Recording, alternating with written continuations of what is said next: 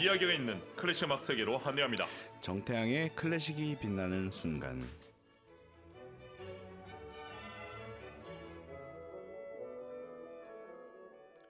들을수록 좋아지는 클래식 음악, 재미있게 듣고 더 친해질 수 있습니다. 오늘도 클래식 음악 세계를 우리를 안내해줄 피아니스트 정태양, 안녕하십니까? 네, 여러분 안녕하세요. 피아니스트 정태양입니다. 한 주 동안 어떻게 지냈습니까? 정말 잘 지내고 있고요. 그리고 새로운 작품도 공부하고 네, 그렇게 즐겁게 지내고 있습니다. 아니, 우리가 같은 날에 네. 예술의 전당 오텔로를 봤는데 맞아요. 얼굴을 못 마주쳤어요. 그러니까요. 이럴 수가 있는 겁니까? 그 정경 교수님이 오셨다는 소문만을 듣고 제가 끝나고 나서 카톡을 드렸어요. 어디시냐면서. 아니, 제가 그 지나치기 쉬운 모험은 아닌데. 하물며 같은 1층에 있었어요. 와, 오텔로 어땠습니까? 정말 오랜만에 제가 오텔로랑 인연이 되게 깊어요. 그렇습니까? 제가 밀라노 베르디 국립음악원에 입학할 때 네. 오텔로 중에서 이아고라는 악당의 아리아를 연주했었고요. 봤네. 네, 그리고 라스칼라 극장 아카데미 입시곡이 오텔로 1막이었어요. 그리고 라스칼라 극장 아카데미 졸업 시험은 오텔로 3막을 쳤었어요. 그래서 그랬군요. 그 오페라가 떠올려 보니까 이리저리 저랑 인연이 많았던 작품이고, 그리고 이제 제가 좋아하는 성악가들과 또 오케스트라와, 그래서 정말 좋은 연주 감상했어요.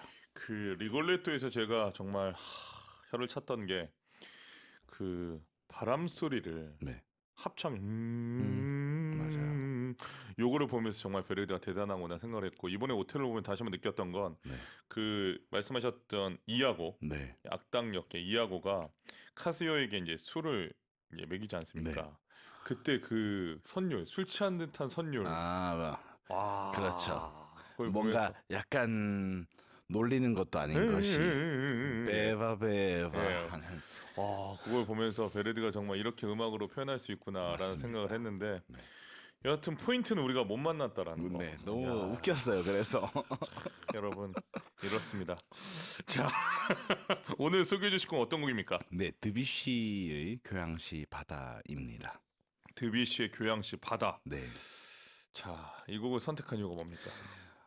인상주의 음악, 그러니까 프랑스에서 당시에 유행했었던 그 사조에 대해서 여러분들께 진지하게 설명을 드린 적이 한 번도 없었던 것 같고, 네. 그리고 최근에 계속 슈만에 집중했었고, 그래서 이번에는 드뷔시의 이런 대표적인 작품 소개해드리면 어떨까 생각을 했어요. 알겠습니다.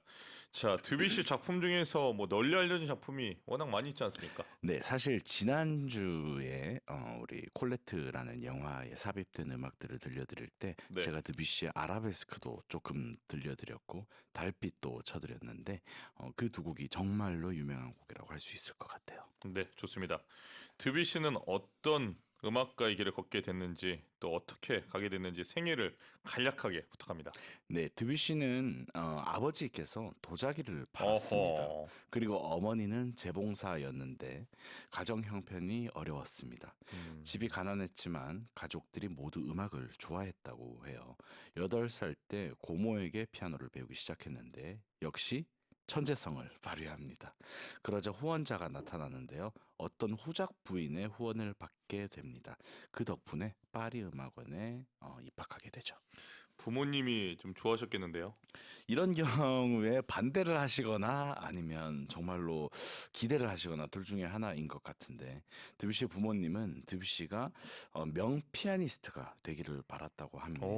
하지만 피아노 실력이 그렇게 뛰어나지는 않았는지 콩쿠르에서 4위 이상으로 입상한 적이 없었다고 해요. 애매하네요. 그런데 4위도 굉장히 잘한 거긴 한데요. 네.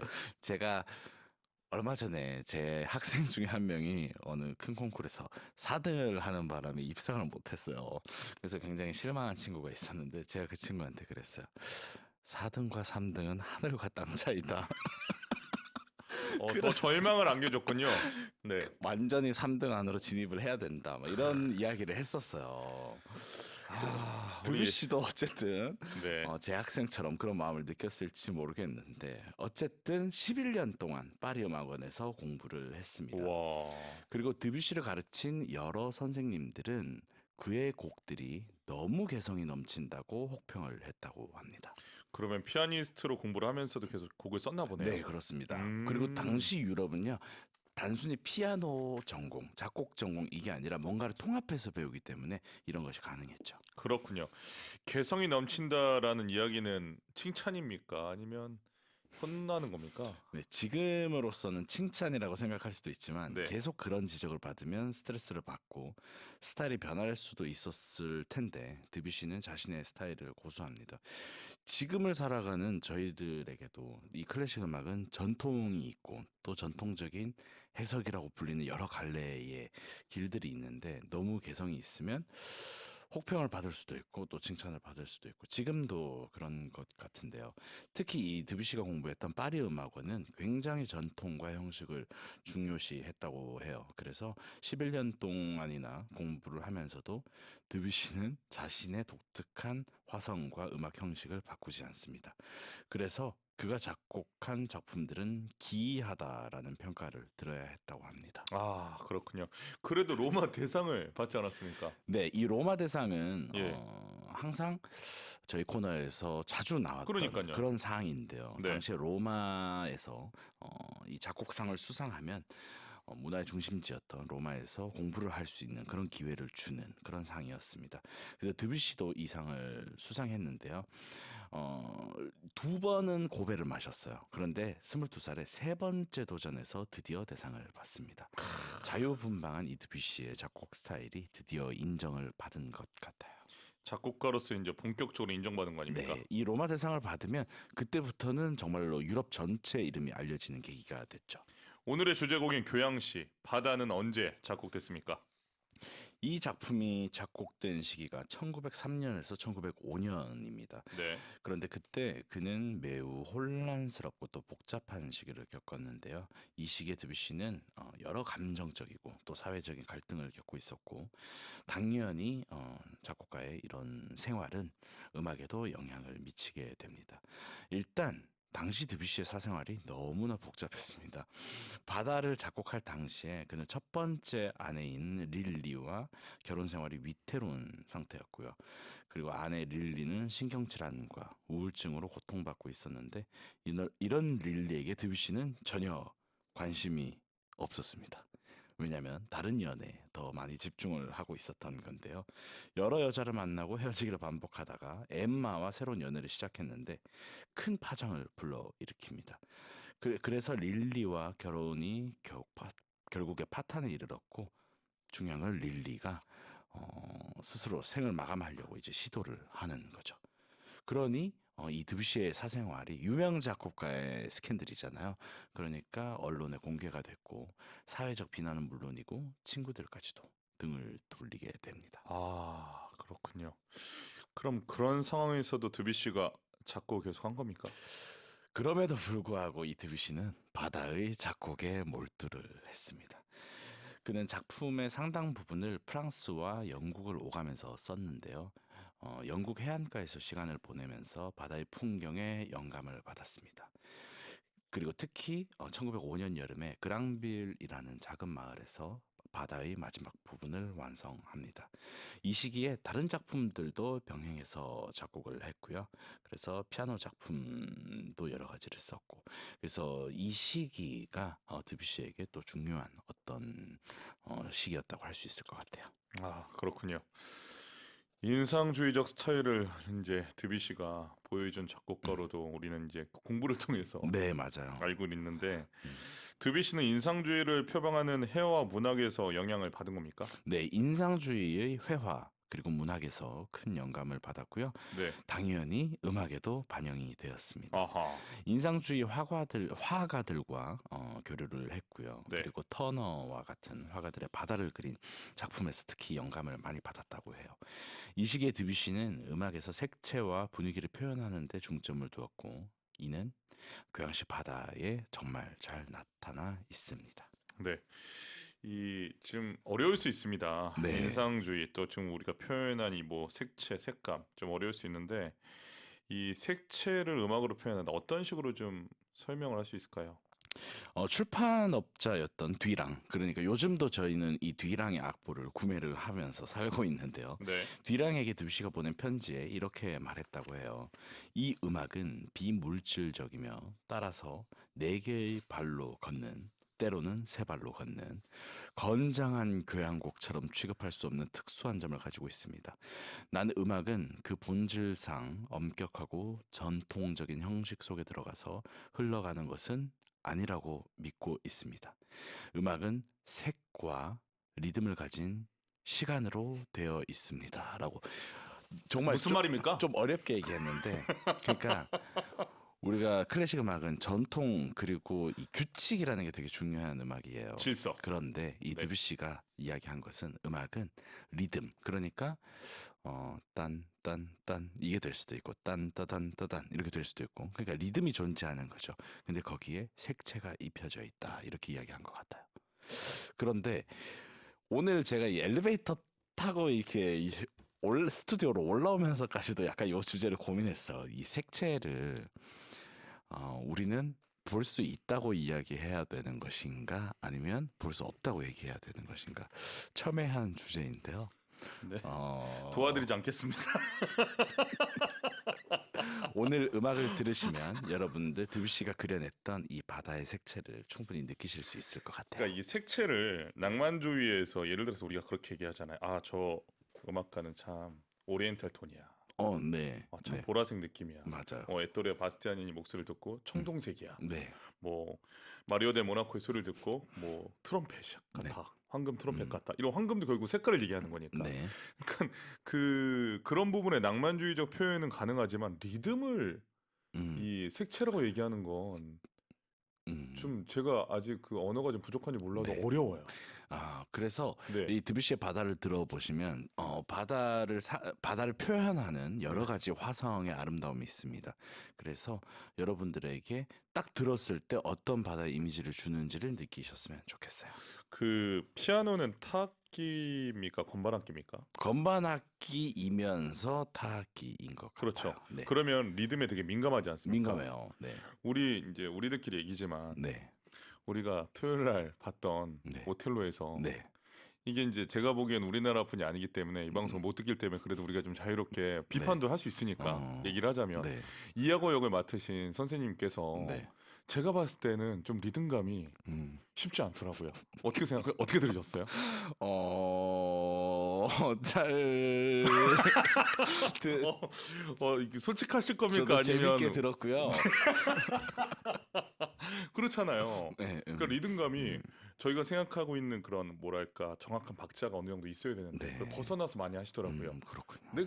저도 너무 많이 공부한 곡이기 때문에 깜짝 놀랐거든요. 이렇게 랩으로 부를 수도 있구나. 예, 그 저는 느껴졌거든요. 네. 지휘자및 오케스트라 당황하는 게 느껴졌거든요. 네. 그리고 또 한편으로는 네. 우리 수요 초대석 출연자였던 홍주영 너무 돋보였죠. 선생님의 노래에서 충분한 색채감을 느낄 수 있지 않았나 예, 하는 생각을 알겠습니다. 해요. 제가 그래서 결론적으로는 저는 피아노가 건반악기이자 타악기니까 이 리듬에 대해서 더 민감하실 거 아니에요. 네, 예, 그렇죠. 그 리듬의 색채란 좀 더 우리가 어떻게 느낄 맞아요. 수 있을까요? 리듬만 존재해서는 절대 색채가 생길 수 없다고 생각하고요. 물론 리듬에서도 우리는 어떤 인상을 받을 수 있죠. 그렇지만 그 리듬을 어떤 음들이 구성하고 있잖아요. 그래서 화성들이 덮여졌을 때 우리가 비로소 색채를 느낄 수 있지 않을까라는 생각이 들어요. 리듬 플러스 화성이다. 네. 잘 알겠습니다. 자, 많은 시도와 도전을 품고 작곡된 교향시 바다 언제 초연됐습니까? 네, 1905년 10월 15일 파리에서 처음으로 연주되었습니다.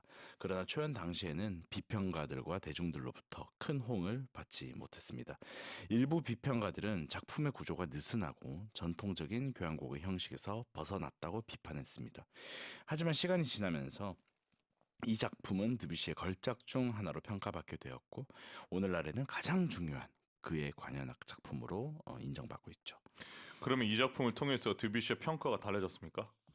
당시에 드뷔시의 네. 복잡한 개인 생활과 그의 그로 인한 감정적 갈등이 이 바다라는 작품에 아무래도 그 당시에 복잡했던 드뷔시의 심경이 담겨 있었을 거잖아요.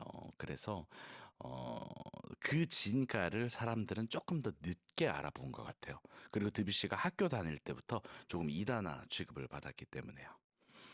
그러니까 저는 이 부분이 네. 좀 이해가 되기도 하고 또 얼토당토하는 부분도 있는데 네, 이게 우리가 그 객석에서 보면 많은 음악가들을 한눈에 보지 않습니까? 그렇죠. 좀 비슷하게 볼 수 있어요. 네. 오케스트라, 합창단, 지휘자, 뭐 솔리스트. 그런데 그 중에서 저는 가장 특별한 두뇌를 가졌다고 생각하는 음악가는 네. 저는 작곡가고 생각해요. 저도 당연히 그렇게 생각해요. 그러니까 유일한 크리에이터 아닙니까? 맞아요. 지금은 예를 들어서 드뷔시 시대 그리고 작곡가 뿔랑 요 정도까지만 돼도요. 자기 곡을 자기가 피아노 치고 했었거든요. 그런데 이제는 작곡가와 연주가가 더 이렇게 분리가 되었잖아요. 그래서 저도 연주가의 입장에서 일단 머릿속으로 저도 뭔가 떠올라서 쓰고 싶은 욕구가 들 때도 있어요. 어떨 때 좋은 시를 만났을 때 나도 가곡을 써보고 싶고 그런데 정말 뭔가를 창조하는 영역은 정말 다른 재능인 것 같아요. 그래서 저는 이 바다를 쓰는 상황에 대해서 네. 저는 그런 생각도 들거든요. 우리는 막 드뷔시가 이렇게 아내랑도 안 좋고 주변 사람들과도 안 좋고 막 이렇게 하면 되게 막 얼마나 심란할까. 그런 네. 상황에서 바다를 이렇게 작곡했는데 지금 말씀해 주셨잖아요. 이 작품을 통해서 이 다층적인 표현을 했고 감정적인 갈등이 바다에 오히려 성공을 이끌었다라고 네. 하지만 네. 한편으로는 드뷔시가 아무 영향 안 받을 수도 있거든요. 그냥 썼을 수도 있어요. 그런 생각도 드는 거예요. 예, 예. 예. 그게 정말 작곡가들마다 다른 것 같아요. 그냥 정말 루틴처럼 곡을 써나가는데 정말 천재적인 예. 사람들도 있고 아니면 뭐 10년에 한 번 작품을 내는데 정말 대단한 사람도 있고 그러니까 일반인의 생각으로는 정말 잘 헤아리지 못할 것 같아요. 자, 너무 재밌습니다. 이런 대화가 여러분들이 클래식 음악 감상하시는데 조금이라도 길잡이가 되었으면 좋겠습니다. 자, 작품에 대한 이야기 다시 합니다. 교양시 바다는 인상주의 음악의 대표적으로 손꼽히는 작품입니까? 인상주의 전체를 통틀어서 네. 정말로 유명한 작품이라고 할 수 있는데요. 이 원래 제목은 저희가 지금 바다라고 얘기하고 있지만 네. 부제로 관현악을 위한 세계의 교양적 스케치라는 이름이 붙어 있습니다. 스케치. 네. 그래서 이 곡을 통해서 바다의 변화무쌍한 모습을 음악적으로 표현하려고 했고요. 전통적인 교향곡 구조 1, 2, 3 악장 또는 1, 2, 3, 4악장이 아니라 세 개의 독립적인 악장으로서 교향시 형태를 취하고 있습니다. 그럼 그 교양시 형태에서 곡의 구성은 어떻게 이루어집니까? 네, 첫 번째 악장의 제목은요. 예. 바다 위의 새벽부터 정오까지입니다. 그래서 이 시간의 흐름처럼 바다의 모습을 표현하는데요. 아침의 빛을 연상시키는 화성적 진행이 특징이고요. 또 두 번째 악장은 파도의 높이입니다. 그래서 파도의 높이라고 하면 변화무쌍하잖아요. 그래서 장난스러운 모습도 보이게 됩니다. 그리고 세 번째 악장은 바람과 바다의 대화인데요. 바람과 바다 사이의 드라마틱한 대화를 표현합니다. 그래서 강력한 리듬이 들어있고 급격한 다이나믹 변화가 강조되는 게 특징입니다. 아, 그렇군요. 바다의 속성, 드뷔시의 상황, 그리고 인상주의가 접목된 우리가 지금 이 상황을 우리가 대화를 나누고 있는데 그 네. 결과물이 이 작품이 아닌가 다시 한번 또 생각을 해봅니다. 네. 자, 드뷔시는 이 곡을 작곡하면서 직접 바다를 많이 본 겁니까? 많이 본 경험이 없었다고 해요. 그래서 마무리는 아까 그랑비르의 바다에서 했다고 하지만 어린 시절의 기억과 상상력 그리고 미술 작품들에서 영감을 받았다고 합니다. 그리고 아까 말씀드렸듯이 화가 터너라는 사람의 그림과 그리고 일본의 우키요의 화가인 가스시카 호쿠사이의 작품에서 많은 영감을 받았다고 알려져 있습니다. 이 호쿠사이의 유명한 목판화 시리즈에서 한 작품인 가나가와 앞바다의 높은 파도 아래는 드뷔시가 그의 곡을 구성하는데 큰 영향을 주었습니다. 아, 얼른 감상을 해보고 싶은데요. 드뷔시의 교향시 바다 감상 포인트 짚어주시죠.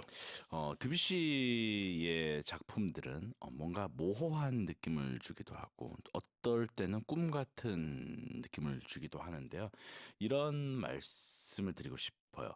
드뷔시가 담아내고자 했던 이 바다는요.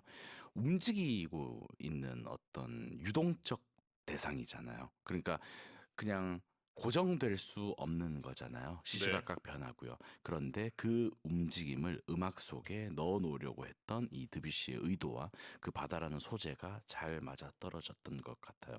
그리고 파도와 물보라, 바람에 의해 움직이는 바다는 별다른 주제 없이 스스로 진화해가는 드뷔시의 음악을 표현하기에 정말 적합한 소재가 아니었나 하는 생각이 들어서요. 그래서 이 교향시 중에서 저희가 1악장에 해당하는 바다 위의 새벽부터 정오까지라는 작품을 들려드릴 텐데요. 여러분들도 이 드뷔시가 바다를 통해서 무엇을 설명하려고 했는지 들어주셨으면 좋겠어요. 네, 오늘 정탱의 클래식이라는 순간에 소개한 드뷔시의 교향시 바다 중에서 1악장 바다 위에 새벽부터 정오까지를 정명훈이 지휘하는 서울시립 교향악단 연주로 준비했습니다. 드뷔시 교향시 바다 중에서 1악장 바다 위에 새벽부터 정오까지를 정명훈이 지휘하는 서울시립 교향악단 연주로 감상했습니다.